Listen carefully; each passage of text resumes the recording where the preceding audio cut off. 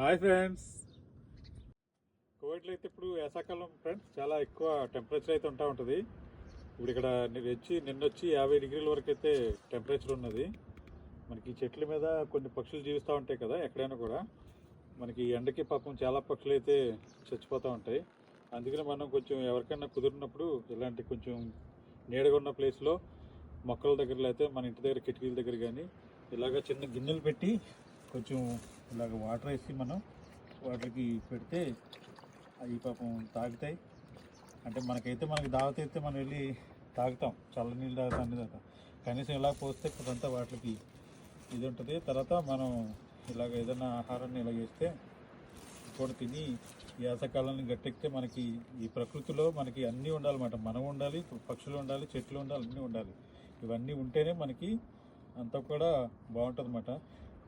కాబట్టి కుదిరిన వాళ్ళందరూ కూడా ఇలాగ ట్రై చేయండి ఫ్రెండ్స్. నా వీడియోలు నచ్చినట్టయితే లైక్ చేయండి, కామెంట్ చేయండి. మరిన్ని వీడియోల కోసం అయితే నా పేజ్ని అయితే ఫాలో అవుతుండండి ఫ్రెండ్స్. మా యూట్యూబ్ ఛానల్ కూడా ఫాలో అవ్వండి friends, Bindu Priya వ్లాగ్స్ని.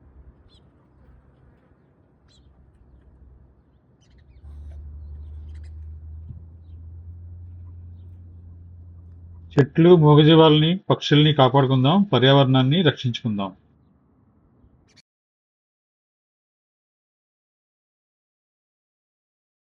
Thank you friends.